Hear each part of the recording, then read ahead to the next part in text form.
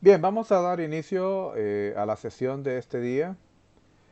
Muy buenos días a todos, esta preciosa y calurosa mañana del 28 de enero del 2021. Y vamos a dar inicio a la segunda sesión del seminario de investigación. Y conforme a la agenda, pues el tema que vamos a discutir el día de hoy es el tema de las revoluciones científicas. Durante el desarrollo de esta presentación, el objetivo es aclarar a qué se refiere la comunidad científica cuando se habla de revoluciones científicas. Además también de que quedemos bien claros acerca del concepto de paradigma. ¿Qué es eso de paradigma? Que es una palabra que yo estoy seguro muchos hemos escuchado anteriormente. Lo vamos a dejar bien aclarado el día de hoy. Bueno, iniciando la temática, las revoluciones científicas son aquellos episodios de desarrollo no acumulativo en los que un paradigma antiguo se ve sustituido en todo o en parte por otro nuevo incompatible con él. Y aquí la pregunta que hay que hacerse y formularse, bueno, ok, es un paradigma viejo que es reemplazado parcial o completamente por uno nuevo que es incompatible con el anterior, pero que es un paradigma en sí. El término paradigma hace alusión a toda la constelación de creencias, valores, métodos, técnicas y teorías compartidos por los miembros de una rama de la ciencia. Un paradigma es un conjunto de teorías, métodos y técnicas de investigación y postulados que rigen a una rama de la ciencia.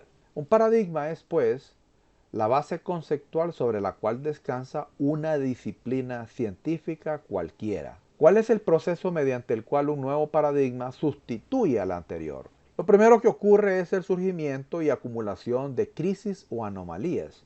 Cuando se habla de crisis o anomalías, de lo que realmente estamos hablando es que bajo las teorías, las técnicas, las metodologías que rigen una disciplina científica cualquiera, empiezan a surgir una serie de problemas que esas teorías, esos métodos y esas técnicas son incapaces de resolver o explicar. Entonces, esa acumulación sistemática de problemas que no se pueden explicar ponen inmediatamente, llega un punto en que ponen las teorías, metodologías y técnicas de la disciplina en cuestionamiento. Cuando se habla de crisis nos referimos a la sensación de parte de los miembros de una disciplina científica, cualquiera, de que las cosas no funcionan bien. Es decir, que se produce una lenta pero sistemática acumulación de anomalías. Entiéndase por anomalías, problemas que no se pueden explicar o resolver bajo las teorías que rigen la disciplina. En consecuencia, los miembros de la comunidad científica en cuestión llegan a la conclusión de que el paradigma vigente ha dejado de funcionar adecuadamente en la exploración de uno o más aspectos de la naturaleza hacia los cuales está dirigida la disciplina en cuestión. Las anomalías identificadas y documentadas tienen un rasgo característico. Se resisten a dejarse asimilar por el paradigma existente. Es decir, pues que esos problemas que se van acumulando no se pueden explicar utilizando las teorías vigentes dentro de esa rama de la ciencia. ¿Verdad? Todos los métodos y las técnicas que se han desarrollado no sirven para explicar el fenómeno. En varios casos, las anomalías se registran y archivan con la expectativa de que una futura generación de científicos, con el auxilio de herramientas más desarrolladas, sean capaces de resolverlas y explicarlas. En otros casos, dichas anomalías producen una profunda inseguridad en los miembros de la comunidad científica debido a la pérdida de confianza en el paradigma vigente, lo que puede terminar con el surgimiento de un nuevo paradigma y con la consiguiente batalla por su aceptación. El nuevo paradigma surge de repente, a veces en medio de la noche, en la cabeza de la persona profundamente inmersa en la resolución de la crisis o anomalías. Y esto es algo que a algunos nos ha pasado, pues que a veces estamos tratando de resolver un problema que no le hayamos solución y a veces uno se despierta en medio de la noche con la forma, con la idea, con una idea de cómo resolver un problema cualquiera. Así es como surgen muchas veces los nuevos paradigmas. Son personas cuya atención se ha centrado intensamente en los problemas que ha provocado la crisis y usualmente son individuos lo bastantemente jóvenes o lo bastante recién llegados al campo sacudido por la crisis como para que la práctica no los haya comprometido tan profundamente como a la mayoría de sus contemporáneos, con la visión del mundo y las reglas determinadas por el viejo paradigma. Es decir, que lo que ocurre en la mayoría de los casos cuando se produce la sustitución de un viejo paradigma por un nuevo paradigma es que a alguien se le ocurre una idea, a veces en medio de la noche, y por lo general aquellas personas que introducen las nuevas ideas son individuos recién llegados a la disciplina. A veces son lo suficientemente bastante jóvenes, que no tienen muchos años de experiencia trabajando dentro de aquella disciplina y por lo tanto sus mentes no están tan, por así decirlo, arraigadas al viejo paradigma. O sea que estas son personas que empiezan a mirar el problema desde otra óptica, utilizando otros lentes y se dan cuenta, llegan a la conclusión que el paradigma que rige aquella disciplina ya no es válido, cosa que le resulta bastante difícil a los ya viejos que están dentro de la disciplina científica, porque han hecho toda una vida de investigación y trabajo científico utilizando las teorías, teoremas, los métodos y las técnicas que forman parte del viejo paradigma. Entonces les resulta bastante difícil salirse de esa caja, por así decirlo. Se trata de personas que, al estar escasamente comprometidas con las reglas tradicionales de la disciplina científica, son particularmente proclives a darse cuenta de que tales reglas ya no definen la disciplina y entonces buscan y crean un nuevo conjunto de reglas que la sustituyan. Cuando una o más personas introducen una nueva teoría o conjunto de teorías, que es lo que llamamos pues un paradigma, capaces de atraer a la mayoría de los profesionales de una disciplina científica, las viejas escuelas de pensamiento tienden gradualmente a desaparecer. La desaparición de las viejas escuelas es provocada por la conversión de los miembros al nuevo paradigma.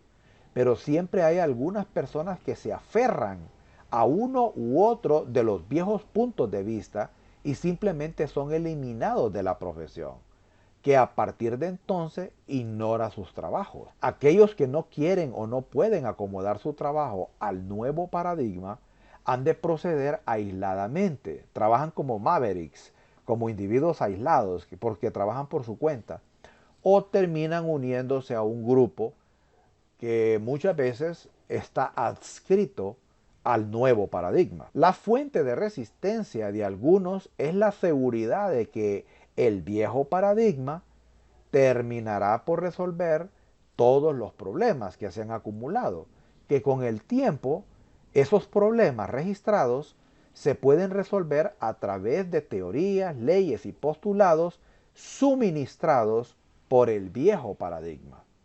O sea que en alguna manera guardan una fe de que los viejos postulados, las viejas teorías, las metodologías y las técnicas viejas, en algún momento alguien va a poder resolver esas anomalías utilizando todo eso. Por eso es que se aferran. En contraste, el argumento aislado más comúnmente utilizado por quienes proponen un nuevo paradigma es que pueden resolver los problemas que han llevado al viejo paradigma a una condición de crisis. Desafortunadamente, cuando se introduce un nuevo paradigma, este rara vez resuelve más allá de unos pocos de los problemas que se acumularon.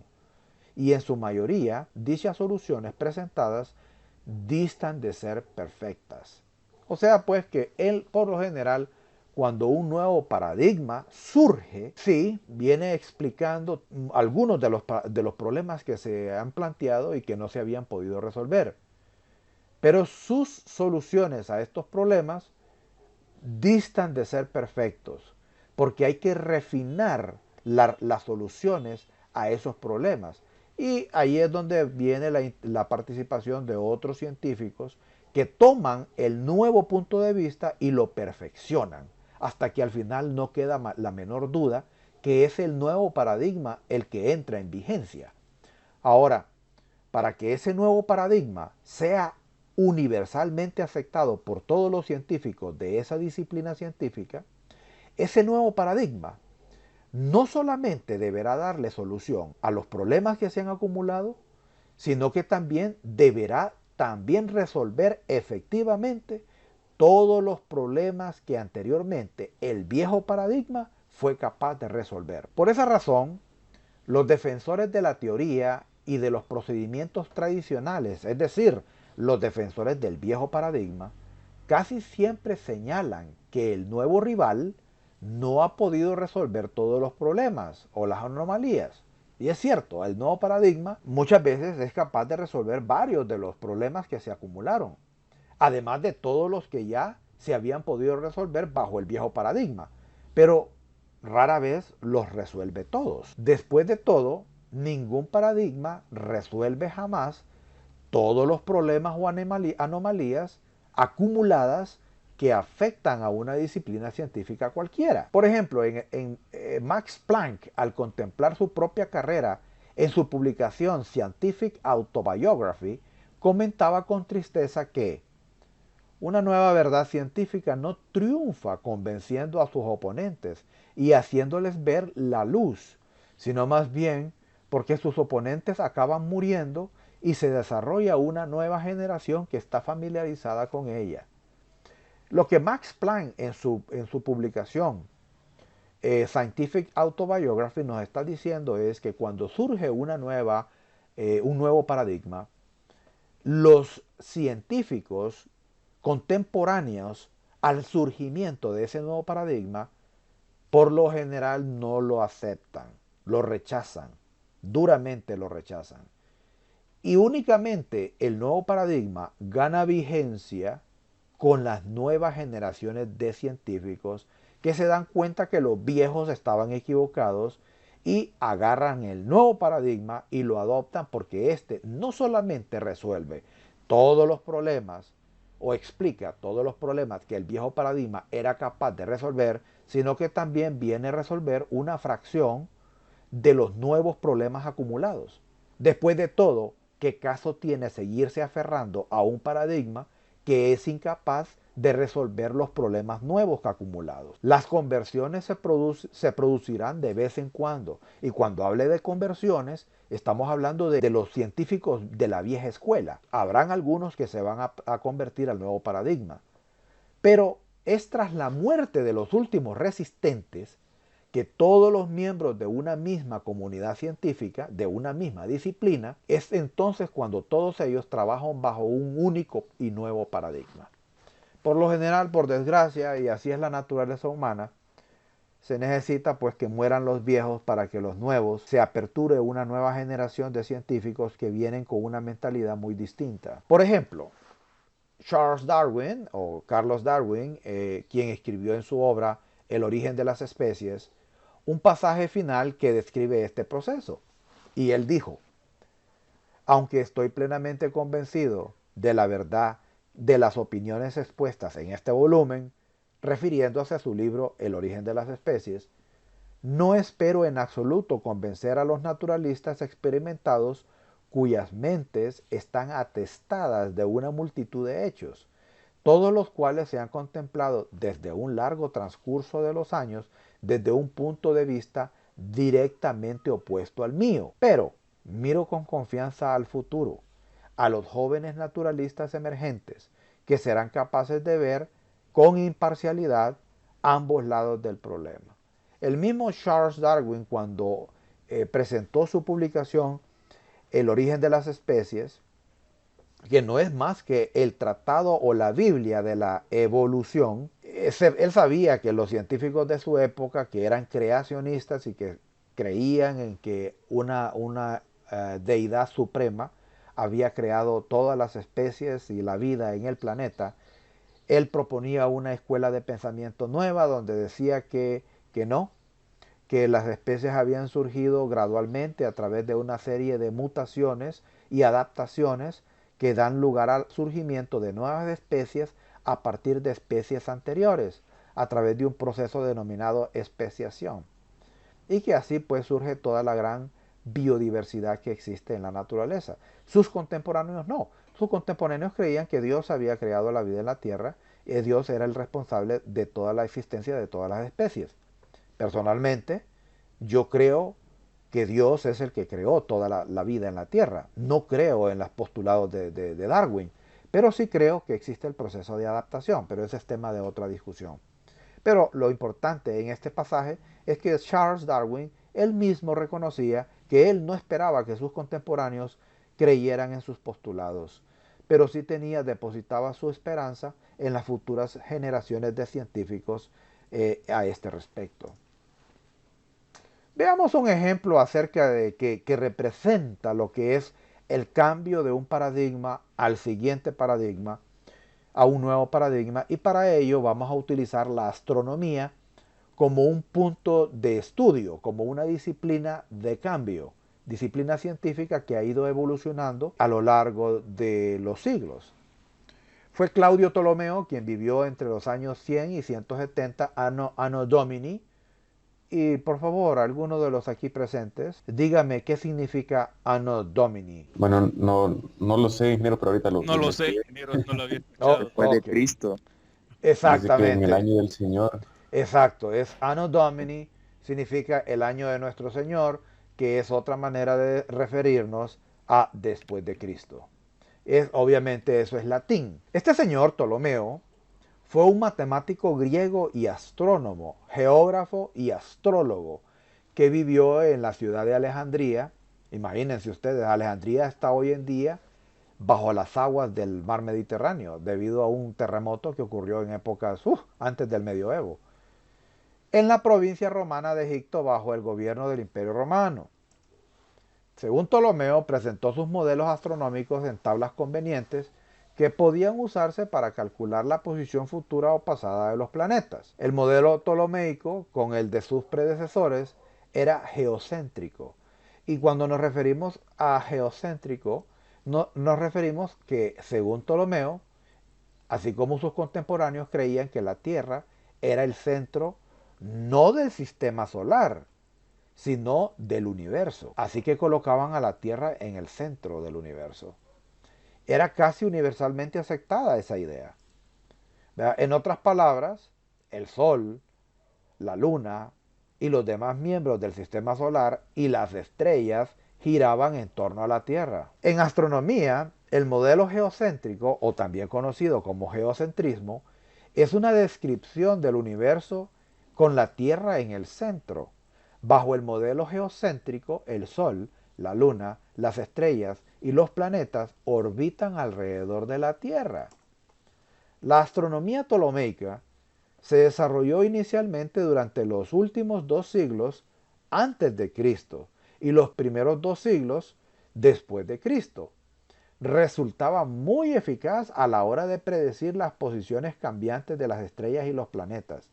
O sea que bajo este paradigma, aunque ponían erróneamente a la Tierra en el centro del universo, habían creado tablas que servían para calcular la posición de los astros en diferentes épocas del año y eran bastante precisas. Las siguientes observaciones respaldaron la idea de que la Tierra era el centro del universo.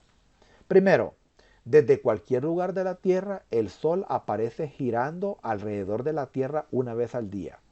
Y la verdad es, desde el punto de vista del observador puesto en la Tierra, podemos observar cómo el Sol gira alrededor de la Tierra.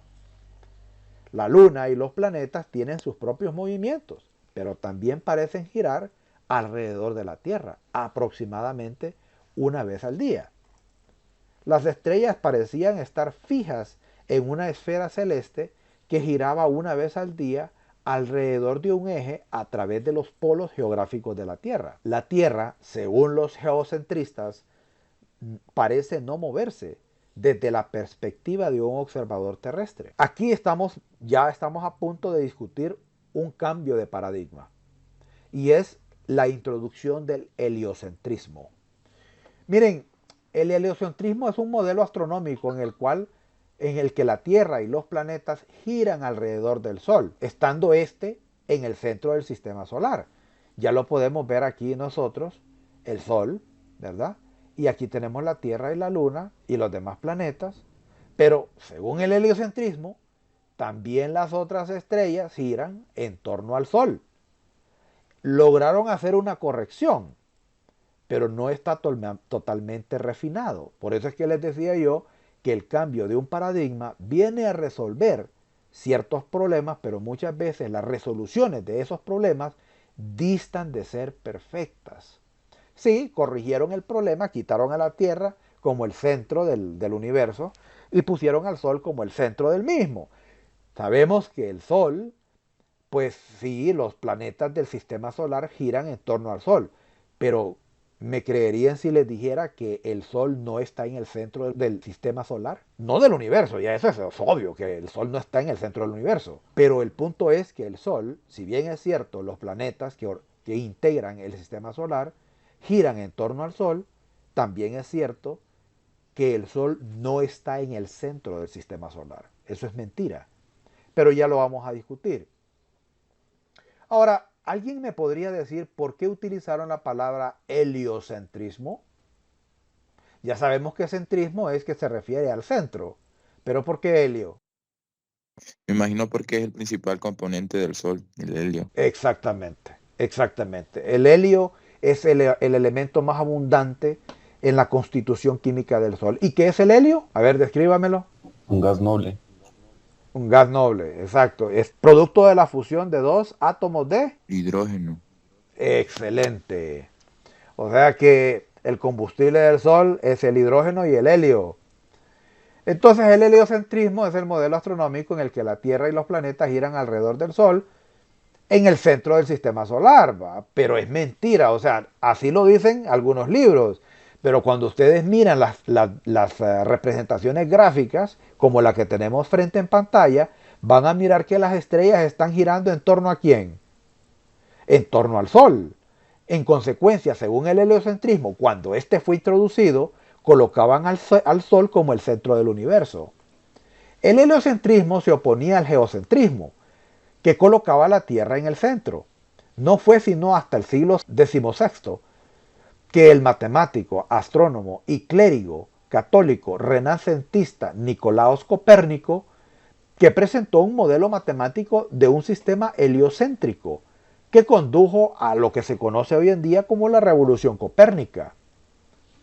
Nicolás Copérnico, en su obra sobre la revolución de las esferas celestes, presentó una discusión sobre un modelo heliocéntrico del universo. Copérnico discutió su sistema propuesto, lo elaboró en detalle geométrico, usó sus observaciones astronómicas seleccionadas para derivar los parámetros de su modelo y escribió tablas astronómicas que le permitían calcular la posición de pasadas y futuras de las estrellas y los planetas, al igual que en el sistema geocéntrico.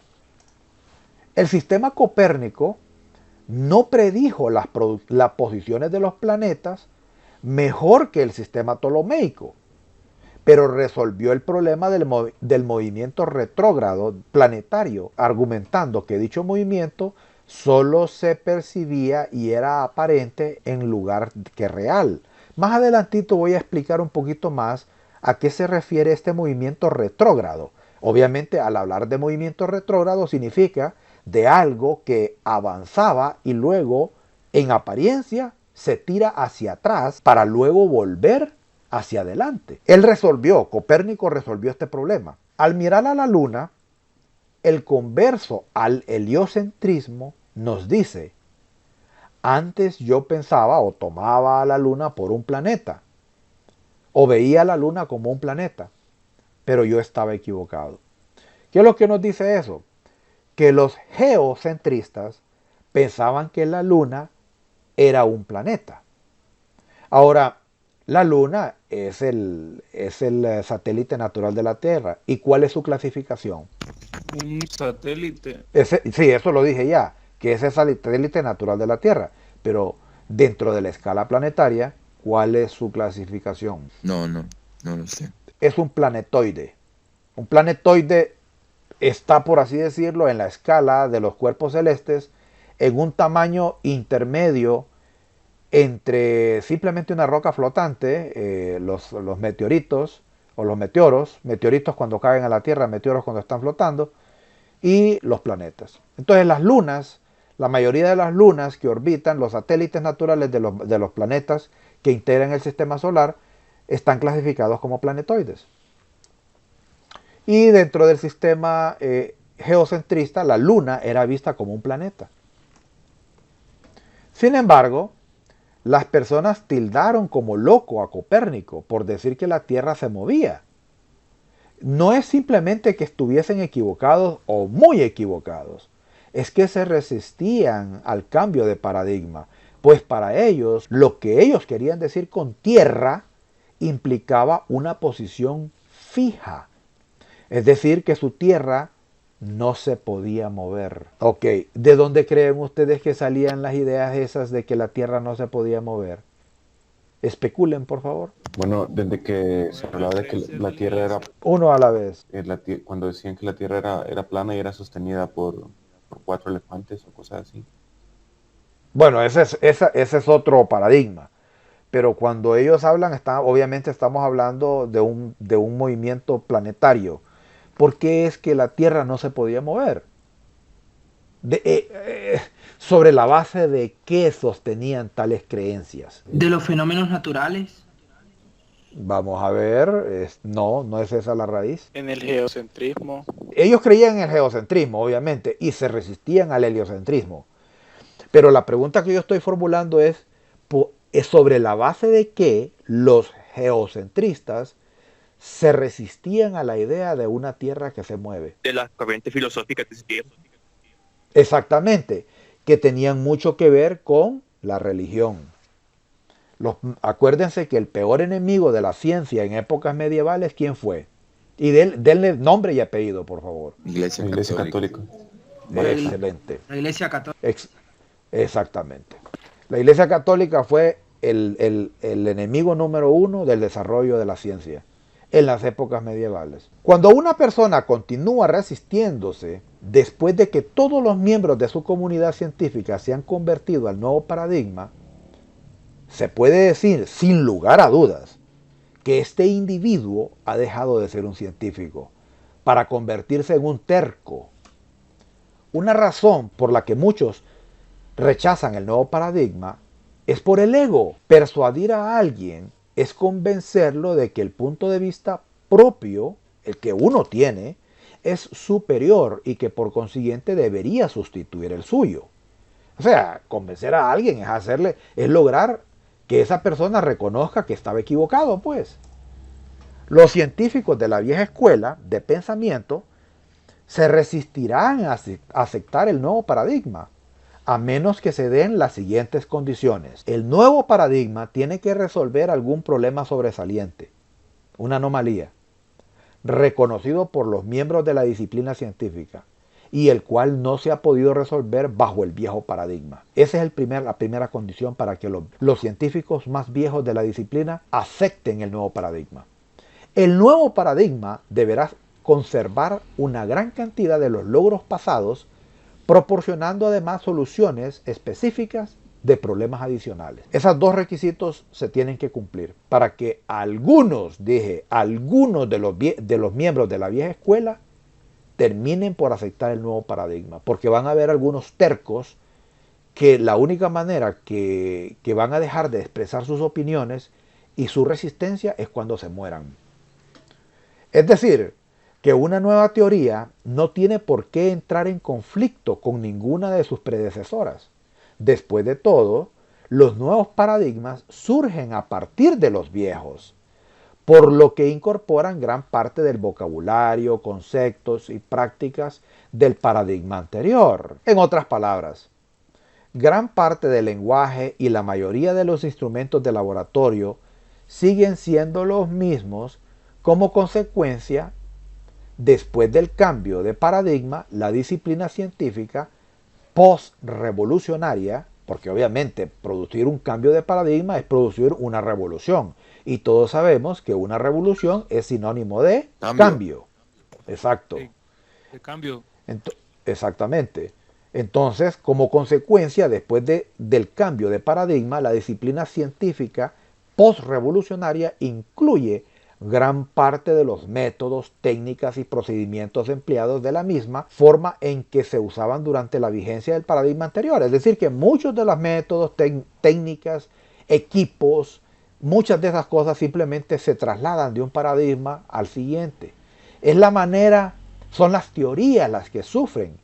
Las teorías las que sufren un cambio radical. La forma en que el científico aborda el problema. El siguiente salto de paradigma en el campo de la astronomía. Ya vimos el primero, partimos con el geocentrismo y después pasamos al heliocentrismo. Ahora veamos qué pasó después. Johannes Kepler, este señor vivió entre 1571 a 1630.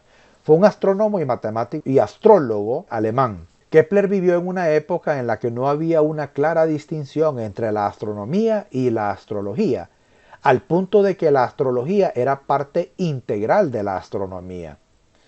Y pues hombre, la astronomía es el estudio de los astros, de los cuerpos celestes. Pero ¿me podría alguno explicar qué es la astrología? Y relacionado con los signos zodiacales y las constelaciones. ¿Y qué es lo que pretende la astrología? Nos dicen cómo afecta la posición de las estrellas a las personas y en el destino de las personas. Exactamente. Tratan de predecir los eventos futuros en la vida de los individuos a partir de la posición de los astros. Al descubrir Kepler que una órbita elíptica se ajustaba a los datos de Marte, inmediatamente concluyó que todos los planetas se mueven en elipsis, con el Sol en un foco. Ya vamos a ver esto a qué se refiere con un foco. Véase que él descubrió que Marte, el planeta Marte, se movía en una órbita elíptica y dedujo que los demás planetas también siguen ese mismo tipo de trayectoria en torno al Sol. Y colocó al Sol en uno de los focos, no en el centro de la elipsis, sino que en uno de sus focos. Por eso es que yo les dije, la idea de que el Sol ocupa el centro del sistema solar es estúpida, es errónea. El Sol no está en el centro del sistema solar. El Sol se encuentra ubicada en uno de los focos de las elipsis planetarias. Y ya vamos a ver eso. Vamos a ver eso. Para poder entender, aquí tenemos una elipsis. Aquí la vemos dividida por un plano cartesiano, ¿verdad?, que parte a partir del centro de la misma. Este es el eje mayor y este es el eje menor, que se intersectan en un ángulo de 90 grados. Y aquí colocamos el foco número 1 en este extremo y acá colocamos el foco número 2. Ahora, aquí tenemos al perihelio y aquí tenemos al afelio. Entiéndase por perihelio el punto en la órbita de un planeta, asteroide o cometa en que se encuentra más cerca del Sol. Es decir, que viene el planeta y viene circulando por aquí, viene por aquí. Cuando llega al afelio, dice que se encuentra, es cuando el punto de la órbita de un planeta o un asteroide o cometa en el que se encuentra más lejos del Sol. Aquí, en el afelio. Y luego, pues, en su trayectoria se va acercando al Sol hasta que llega al perihelio, que es el punto más cercano al Sol. Cuando estamos aquí, estamos en verano. ¿Qué creen ustedes que ocurre cuando estamos acá? Invierno. Exactamente. ¿Y por qué se produce el invierno? Al estar más lejos del Sol se disminuye el calor, aumenta el frío. Exactamente. Entonces se producen las precipitaciones. Bajan las temperaturas. En otras latitudes, pues vemos una transición cuando el planeta se va desplazando de aquí para allá. Vemos una transición, cómo entran ellos de lo que es el otoño al invierno, ¿verdad? Y allá pues tienen unas pequeñas precipitaciones antes de entrar a la zona, a la etapa de nevadas, ¿verdad? Nosotros aquí en los trópicos no tenemos eso. Aquí es, como dijo Hernán Cortés cuando le hizo su reporte a Carlos V de Alemania y primero de España, que era el gobernante de España en aquella época, que el clima de México era un verano lluvioso. Y vaya si hizo un excelente reporte, porque realmente lo que nosotros tenemos en los trópicos es un verano lluvioso. Y yo les pregunto, y por favor piensen antes de responder, imagínense que esta elipsis fuese la cara de un reloj con sus respectivas manecillas. Los planetas del sistema solar se mueven siguiendo el curso de las manecillas del reloj o se mueven en dirección opuesta. Pues yo creo que es al contrario de la manecilla de reloj. Excelente. Todos los planetas del sistema solar se mueven en contra de las manecillas del reloj, a excepción de que es el único planeta del sistema solar que se mueve siguiendo las manecillas del reloj. El Sol. Creo que es Neptuno. No. Creo que es Neptuno. ¿Perdón? Saturno. No recuerdo. Es Venus pero ya ese es tema de otra discusión y abre todo un debate. Regresamos. Estamos hablando de Kepler. Las 3 leyes científicas de Johannes Kepler del movimiento planetario describen el movimiento de los planetas alrededor del Sol. Él las publicó entre 1609 y 1619. Por cierto, eso significa que Kepler sacó cada una de sus 3 leyes en diferentes épocas, en diferentes años. Véase que entre el margen de tiempo del 1609 a 1619 hubo un intervalo de 10 años, así que durante esos 10 años publicó primero la primera ley, después otra ley, después otra ley. Hay una razón para ello. Estas leyes mejoraron la teoría heliocéntrica de Nicolás Copérnico, reemplazando las órbitas circulares y epiciclos con trayectorias elípticas y explicando cómo varían las velocidades planetarias.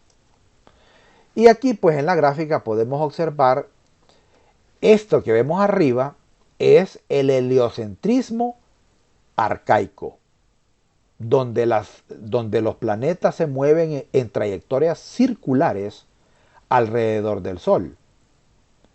Ya sabemos que eso es mentira, no es así, es así como se ve aquí, en elipsis, alrededor del Sol. Obviamente, esto de que todos los planetas estén alineados es simplemente una representación gráfica para facilitar el entendimiento. Algunas veces existe lo que se conoce como el alineamiento planetario, pero normalmente los planetas no están alineados. Esto solamente lo presento para que podamos ver cómo se desplazan en una forma de elipsis los planetas alrededor del Sol. ¿Cuáles son esas 3 leyes que dijo Kepler que existían y que gobiernan la mecánica planetaria? La órbita de un planeta es una elipsis con el Sol en uno de sus focos. Echémosle un vistazo a una representación gráfica y aquí lo vemos pues. El Sol no está en el centro del sistema solar, sino que está en uno de los focos. Y los planetas se desplazan alrededor del Sol, llegando a este punto que se llama, cuando estamos en verano, se llama el perihelio, y luego pues sigue su curso, ¿verdad? Y sigue hasta que llega a su punto más distante con respecto al Sol, es decir, al extremo de la elipsis, y es cuando nos encontramos en invierno, que es cuando nos encontramos en el afelio. Y luego pues otra vez vuelve a circular alrededor del Sol. La segunda ley, un segmento de línea que une un planeta y el Sol cubre áreas iguales durante intervalos de tiempos iguales. En otras palabras, cuando un planeta está más cerca del Sol, viaja más rápido y viceversa. ¿Por qué no le echamos un vistazo gráfico? A veces las gráficas nos ayudan a entender mejor esto. Miren, cuando los planetas se encuentran más lejos del Sol, van más lento. Aquí la trayectoria es más lenta. Va más lento, va más lento. Ahí va, y va, y va. Y después, a medida que se va acercando al Sol, su movimiento de traslación va acelerando. Hasta que llega a este punto y es mucho más rápido, ¿verdad? Y es lanzado nuevamente en dirección hacia el afelio. Ahora, si agarramos un punto de la trayectoria y tomamos otro punto de la trayectoria que denota un arco y tiramos una línea directa hasta el centro del Sol, vamos a encontrar en ambos casos, aquí formando este arco, ¿verdad? Vamos a encontrar que el área denotada por este arco, ¿verdad? El área 1, es exactamente del mismo tamaño que el área denotada por el área 2. Es en áreas que en este caso podríamos inclusive por las distancias se podría medir en kilómetros cuadrados, en millas cuadradas, ¿verdad? Porque son grandes áreas. Quizás en otras unidades de medición, pero generalmente lo que estamos en el sistema métrico decimal lo que se utiliza es el kilómetro, pues, como unidad básica. Entonces, esta área es idéntica en tamaño a esta área. Y la segunda ley de Kepler dice que a medida que nos acercamos al Sol, el planeta se desplaza mucho más rápido y a medida que nos alejamos del Sol, el movimiento de traslación se ralentiza. La tercera ley de Kepler dice el cuadrado del período orbital de un planeta es directamente proporcional al cubo del eje semimayor de su órbita. Es decir, cuanto más lejos está un planeta del Sol, más larga es su órbita y viceversa. Aquí tenemos una representación del sistema solar. Aquí podemos ver desde una vista de pájaro, es decir, desde arriba hacia abajo, cómo el Sol no se encuentra en el centro del sistema solar, sino que se encuentra en uno de los focos de las elipsis. Vemos cómo los planetas giran en torno al Sol y obviamente, según la tercera ley de Kepler, entre más alejado se encuentre el planeta con respecto al Sol, mayor será su órbita. Es lógico, pues. Por lo tanto, si mayor es su órbita, mayor cantidad de días tendrá su año solar. ¿Cuánto dura el año solar de la Tierra? 365 con 4 horas. Sí, exacto. Y esas 4 horas son lo que al final cada 4 años, a ver, cada 4 años es que tenemos un año bisiesto, ¿verdad? Sí. 6 horas. Por ahí, entonces por ahí es que cada 6 años, ¿verdad? Ok. 6 horas. Entonces se tiene que hacer una compensación. Perdón, adelante. 6 horas. Ok. La cuestión es que esas horas adicionales nos obligan a hacer un ajuste en el calendario y por eso es que nosotros tenemos años bisiestos. Entonces, obviamente, entre más lejano se encuentre un planeta, su año solar va a ser más grande, porque le toma más tiempo hacer una vuelta completa alrededor del Sol. Las órbitas elípticas de los planetas se dedujeron mediante los cálculos de la órbita de Marte. Miren, la historia de Kepler es fascinante porque este señor, él trabajó para la corte austrohúngara y este señor era, por así decirlo, el asistente del astrólogo y astrónomo de la corte. Pero había ganado el puesto pues, por capacidad, pues, no por otra cosa. Y el que era jefe de él había hecho una serie de observaciones acerca del movimiento planetario de Marte, que Johannes Kepler siempre quiso echar mano para poder estudiarla desde un punto de vista matemático. Su jefe era muy buen observador y tomó, por así decirlo, una bitácora bastante acertada acerca del movimiento planetario de Marte, la trayectoria de Marte. Pero no le permitió, mientras él vivió, a Kepler tener acceso a la base de datos, porque tenía miedo que Kepler terminara saludando con sombrero ajeno. Desafortunadamente para ese señor, él falleció. Y el rey del momento, el emperador, pues se hacía llamar emperador ese sujeto, nombró a Kepler como el astrónomo y astrólogo de la corte, lo cual le dio acceso irrestricto a la base de datos de su predecesor.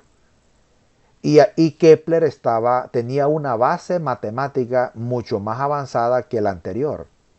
Y fue así que, utilizando los datos de su predecesor, logró determinar que el movimiento del planeta Marte seguía una trayectoria elíptica. Y luego lo que hizo fue una extrapolación, pues se arriesgó como científico.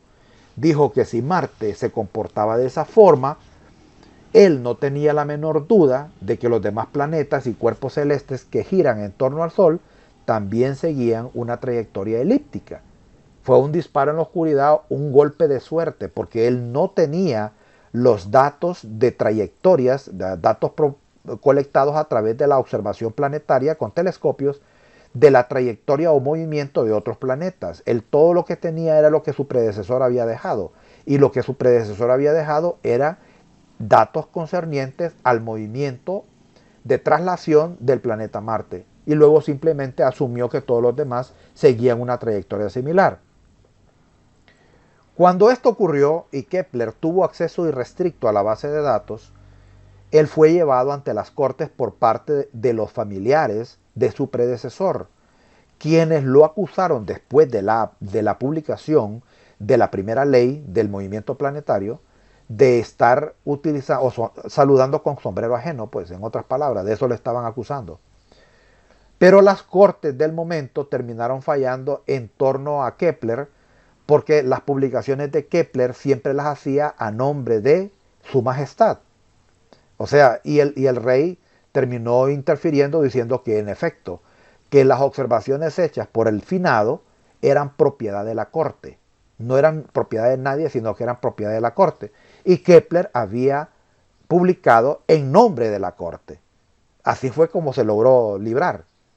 Pero hoy en día se conocen estas leyes de la mecánica celeste como las leyes de Kepler. O sea que al final los mayores temores de los familiares del finado se terminaron volviendo una realidad, ¿verdad? Kepler fue el que se llevó el crédito, pero quien hizo el trabajo fue su predecesor. Y aquí pues tenemos una representación gráfica.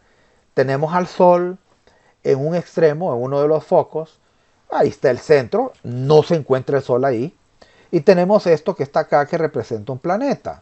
Cuando hago clic, vemos cómo el planeta se traslada alrededor siguiendo un desplazamiento elíptico, y vemos cómo su trayectoria se acelera conforme éste va acercándose al Sol, ¿verdad? Al famoso perihelio, y luego desacelera conforme se acerca al afelio. A partir de esto, Kepler infirió que otros cuerpos del sistema solar, incluidos los más alejados del Sol, también tienen órbitas elípticas. Kepler no cambió el sistema heliocéntrico.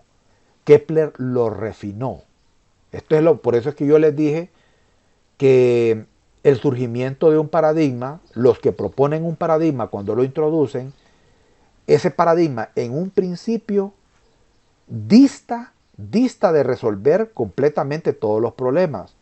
Es con el surgimiento posterior de otros científicos, otros especialistas, que van refinando el paradigma hasta que el mismo llega a explicar las anomalías acumuladas, pero ese mismo paradigma se tope con problemas acumulados que ni siquiera bajo el mismo paradigma nuevo se pueden resolver, lo cual enciende las alertas de que el paradigma nuevo que reemplazó al viejo no es del todo correcto y que tarde o temprano un nuevo paradigma surgirá para reemplazar al nuevo. Sin embargo, la aceptación de un nuevo paradigma automáticamente desplaza al anterior, exigiendo en el proceso la redefinición de la ciencia correspondiente. En otras palabras, cuando se produce una revolución científica, un nuevo paradigma es aceptado, mientras que el anterior es rechazado. La decisión de rechazar un paradigma conlleva siempre simultáneamente la decisión de aceptar otro que lo reemplaza. De no ser así, al rechazar un paradigma sin sustituirlo por otro, equivale a rechazar la disciplina científica como tal. O sea, una disciplina científica tiene que tener un paradigma sobre el cual se basa. Pero si nosotros rechazamos ese paradigma sin sustituirlo por uno nuevo, la disciplina está condenada a desaparecer. el paso de un paradigma a otro suele ocurrir paso a paso, de forma gradual, obligado por la fuerza de la lógica y la experiencia, sino que o bien ocurre de golpe, aunque no necesariamente de modo instantáneo o de manera paulatina. Por ejemplo, el modelo heliocentrista logró muy pocos conversos durante casi un siglo tras la muerte de Copérnico. Y la obra de Newton, de Sir Isaac Newton, no fue universalmente aceptada. A ver, que alguien me diga cuál fue la obra de Newton. Este es conocimiento universal. La Principia Mathematica. Excelente.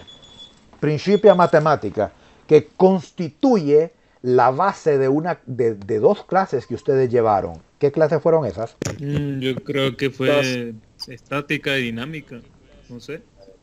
Las físicas, No. las tres El leyes. cálculo, creo. Cálculo 1 y cálculo 2. Beautiful.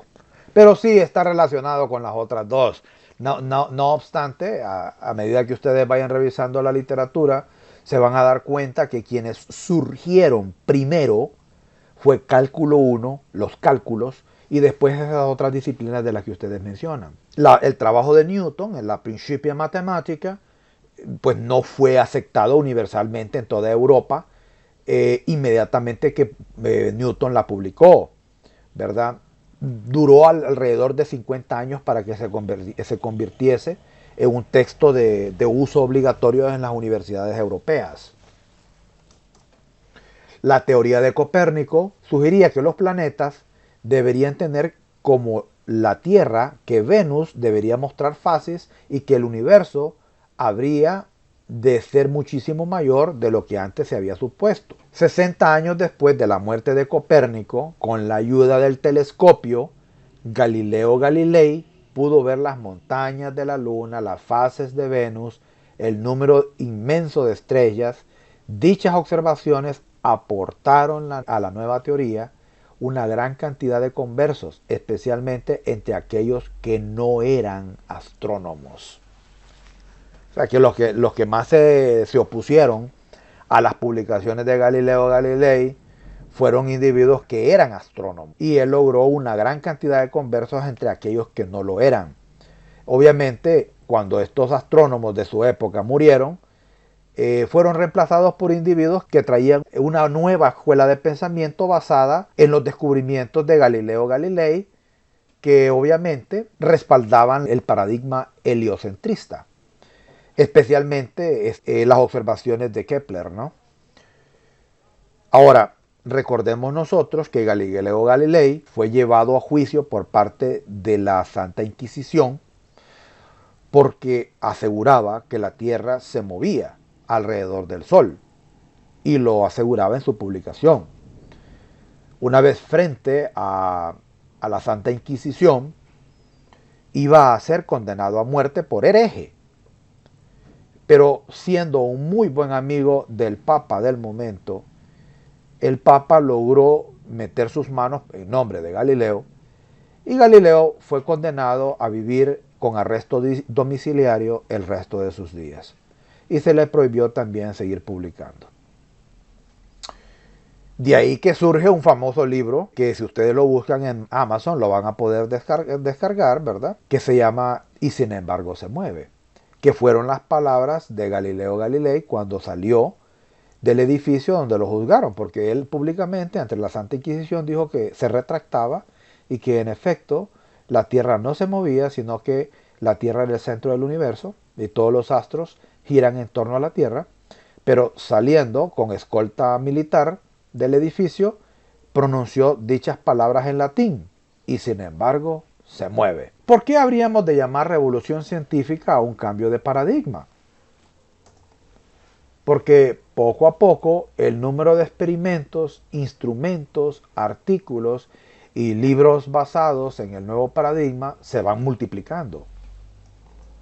En contraste, cuando una comunidad científica rechaza un paradigma, rechaza a la vez como objeto adecuado de examen profesional la mayoría de los libros y artículos en los que dicho paradigma estaba basado.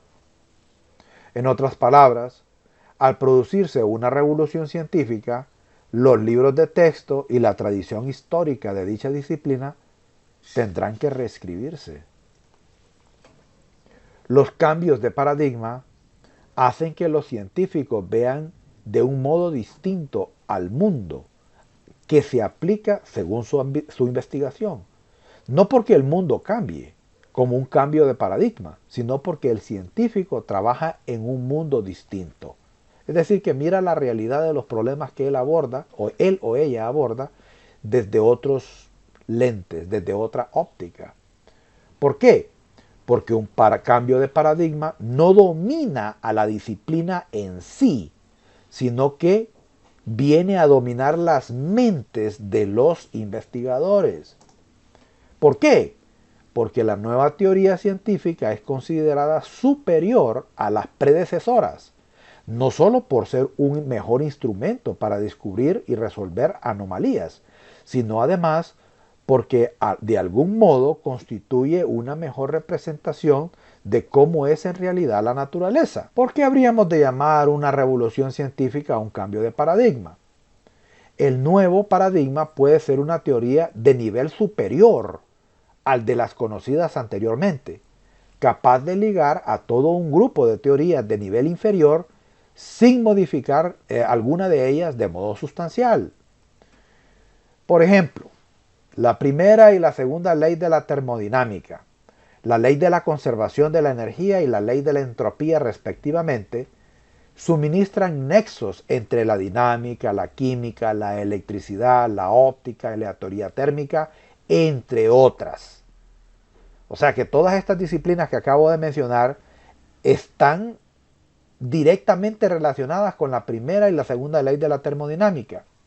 A ver, entre los aquí presentes, uno que me explique qué nos dice la ley de la conservación de la energía. La energía no se crea ni se destruye, solo se transforma. Exactamente. Y alguno que me explique en qué consiste la ley de la entropía. Bien, la ley de la entropía lo que nos dice es que todo sistema organizado tiende a degradarse. Vamos desde el orden al desorden, desde lo estructurado al caos. Y luego otra vez se repite, ¿no? Del caos pasamos al orden y del orden al caos. Es decir, que nada es estable, todo se degrada. Pero también se producen pequeñas revoluciones científicas en las que los nuevos paradigmas afectan solo a los miembros de una subespecialidad profesional. Es decir, que dentro de una disciplina científica se puede producir un paradigma que solo afecta a un segmento particular de científicos dentro de esa disciplina. Porque los demás no trabajan con ese particular juego de leyes. Bueno, entre la biografía recomendada para este propósito, pueden ustedes, aquellos que estén interesados, pueden leer la estructura de las revoluciones científicas, ¿verdad? Ahí está, si bien recuerdo, con ese link ustedes van a poder llegar al libro en Google Books. Me resulta bastante interesante pues que uno de ustedes hizo un comentario acerca de un paradigma viejo, de que en las épocas medievales y antiguas, en la época del Imperio Romano y mucho tiempo antes, hubo mucha gente que pensaba de una manera extraña de que la Tierra era plana y que era un gigantesco plato, por así decirlo, que se sostenía sobre la espalda de gigantescos elefantes. Y se tenía la noción de que si uno se acercaba demasiado al borde del plato, se corría el riesgo de caer por un tremendo abismo, un abismo que no tenía fin. Fernando de Magallanes, patrocinado por la corona española en aquellos días, pues representados por Fernando de Aragón e Isabel de Castilla, patrocinaron los viajes de Magallanes alrededor de la Tierra. Este señor se vino pues desde Europa. Íbamos a ver si encontramos las representaciones de la Tierra plana, un tremendo disco. Pero el caso que nos mencionaban era el caso Tortuga. Pero el que más he escuchado yo es el caso del plato sostenido en la espalda de gigantescos elefantes. Aquí hay una representación que mezcla las ideas, ¿no? Aquí están los elefantes con una tortuga. No sé de dónde salió la idea de la tortuga, pero lo que sí había escuchado yo con mayor frecuencia era la idea de los elefantes. Y que si uno se acercaba demasiado, los navegantes se acercaban demasiado al borde, corrían el riesgo de caer por un precipicio, ¿verdad? No fue sino hasta después de terminado el viaje de Fernando de Magallanes que se logró probar de que se podía circunnavegar el planeta, lo cual demostró la redondez de la Tierra. Desgraciadamente, el viaje de Fernando de Magallanes pues terminó en desgracia, puesto que este señor no sobrevivió al viaje. Ellos hicieron una parada en unas islas del Pacífico donde habían tribus bastante pues violentas, ¿no?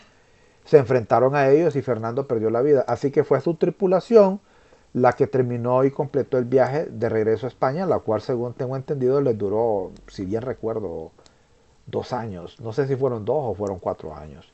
Pero fue Fernando el que demostró la redondez de la Tierra, que como todos sabemos, no es del todo redonda. El planeta es achatada por los polos y abultada por el ecuador. Curiosamente, hoy todavía hay quienes creen en el paradigma ese de la Tierra plana y ha ganado momentum, ha ganado popularidad entre muchas personas. Es increíble ver que hay gente que todavía cree en esa estupidez, ¿verdad? Porque hay demasiadas evidencias que demuestran más allá de cualquier duda que la Tierra no es plana. Tal vez no será redonda, pero definitivamente no es plana. Hay un buen libro que yo les recomiendo leer para aquellos que quieran profundizar un poquito más sobre este asunto. Y es esta publicación que se llama La Tierra Plana, la historia de una idea infame. Es muy buen libro.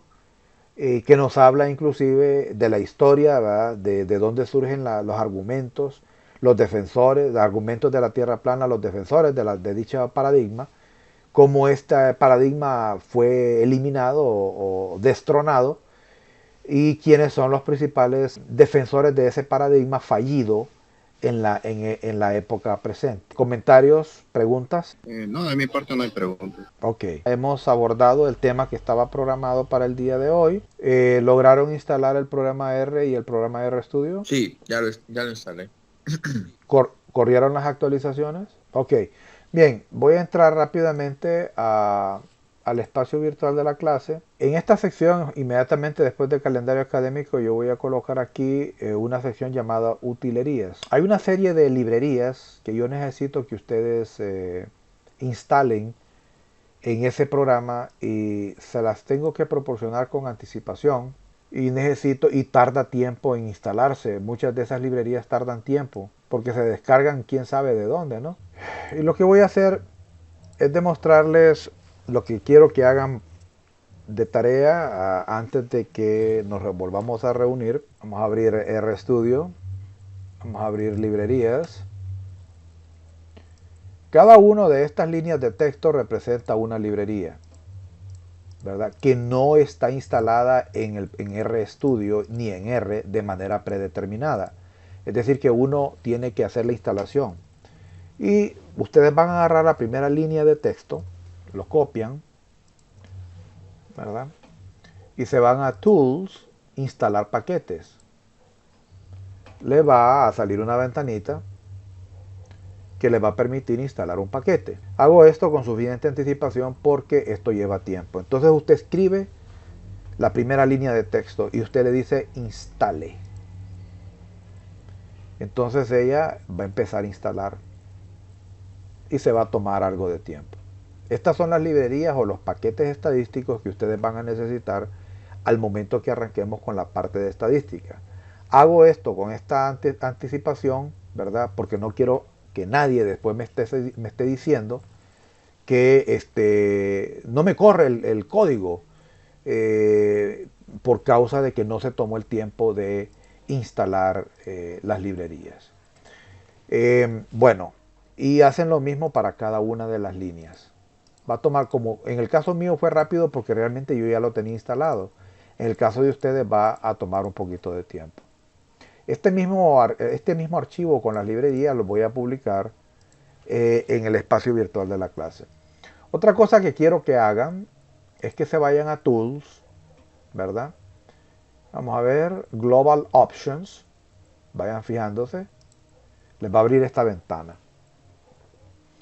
Y aquí en la parte de código, de forma predeterminada, este señor que aparece aquí, Soft Wrap R Source Files, no aparece con checkmark, sino que aparece así.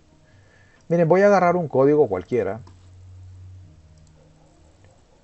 Voy a agarrar un código cualquiera para hacer una representación y me puedan entender por qué es necesario hacer el checkmark. A agarrar este de acá, con el que estábamos trabajando. Y voy a agarrar un segmento de texto, aquí.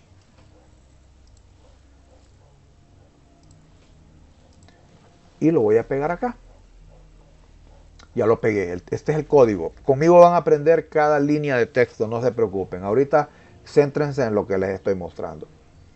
Entonces, si ustedes se fijan, véanse que el texto continúa más para acá.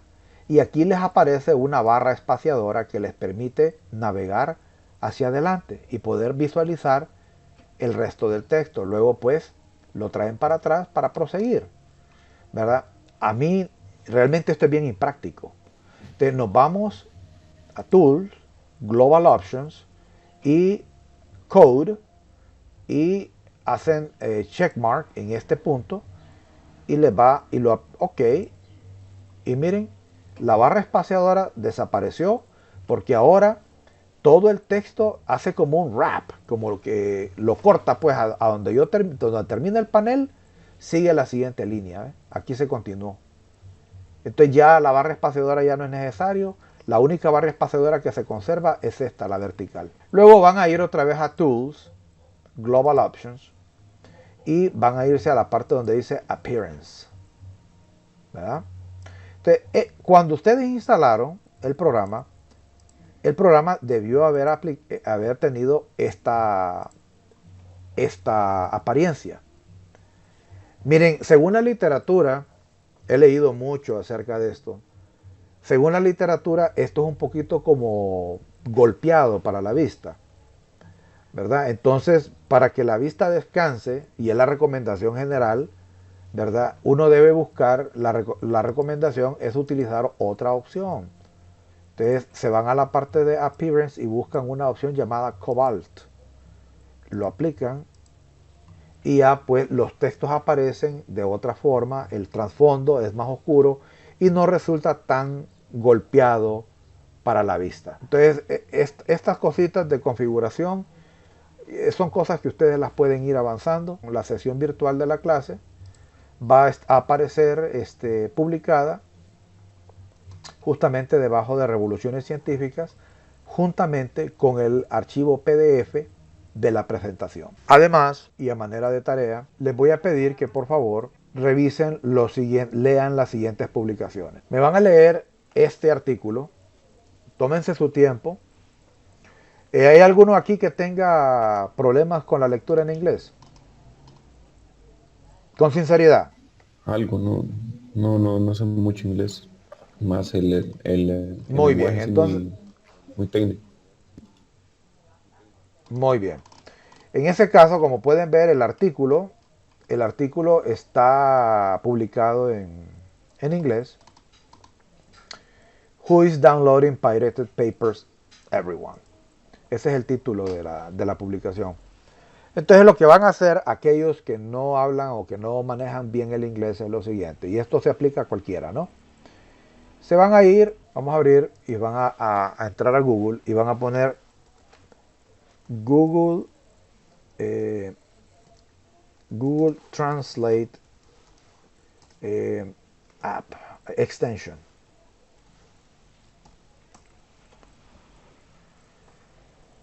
Es la extensión Google Translate para Chrome. Yo trabajo con Chrome,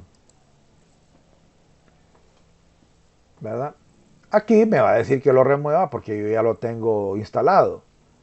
Pero usted lo que va a hacer es instalarlo. Una vez instalado, le va a aparecer este icono azul aquí. ¿Lo pueden ver? Bien. Entonces, ya una vez instalado, entonces usted viene, hace clic en él y le va a aparecer esta ventana. Y dice traducir esta página. La página donde estamos, pues. Bueno, habrá que meterle el hipervínculo de enlace. Traducir esta página. Y le vamos a decir que lo traduzca al idioma español. Y voilà. Como pueden ver, todo fue traducido al idioma español. Y por favor, vayan tomándose el tiempo para leerlo. Con detenido tiempo, porque esta va a ser la primera tarea. El otro artículo que quiero que me lean es este de acá. Se llama en su título original Steal this research paper. You already pay for it. Vamos a hacerle la misma aplicación. Vamos a copiar el hipervínculo. Vamos a pegar. Le voy a decir que me lo traduzca. Que me lo pase a español. Y ahí está. Robe este trabajo de investigación, ya lo pagó. Y entonces tómense el tiempo de leerlo, porque en su momento yo les voy a pedir una tarea basada en estos dos artículos. ¿Vean? De esa manera, aquellos que tienen algún impedimento para la lectura en inglés, pues no tienen por qué hacer la lectura en inglés. Trasládelo todo al español y de esa manera usted va a poder leer el artículo y completar la tarea. ¿Verdad? Lo mismo para este otro, ¿verdad? Eso les va a servir mucho tienen tiempo, la tarea todavía no llega, no hemos llegado ahí. Hay que dedicarle en un momento de ocio que tengan ustedes, léanse uno de los artículos. Si yo fuera ustedes, empezaría con este. Robe este trabajo de investigación, ya lo pagó. ¿Verdad? Les va a dar un poquito de información acerca del problema que existe con las revistas científicas, ¿verdad? Y qué esfuerzos han hecho algunos por tratar de solucionarlos. Luego yo saltaría a este otro, ¿verdad? ¿Quién descarga artículos científicos pirateados? Todos, ¿verdad? Entonces se leen como segundo este artículo, va a ser una lectura bastante interesante. Bueno, caballeros, hemos llegado, son las 10:37, el tema de hoy se agotó. El siguiente tema dentro de la temática que tenemos pendiente corresponde a tipos de estudios y tipos de experimentos. Entonces, esa es la asignación que les he dejado para la próxima reunión. Ok, muy bien. Bueno, les agradezco por su tiempo y su paciencia. El día de hoy hemos terminado un poco más temprano de lo acostumbrado, pero no siempre va a ser así. Van a haber algunas sesiones en las cuales vamos a necesitar más tiempo. Les agradezco pues por su participación en la clase y Dios mediante, nos estaremos viendo una vez más el próximo martes 2 de febrero a la misma hora y por el mismo canal. Que tengan todos un buen día.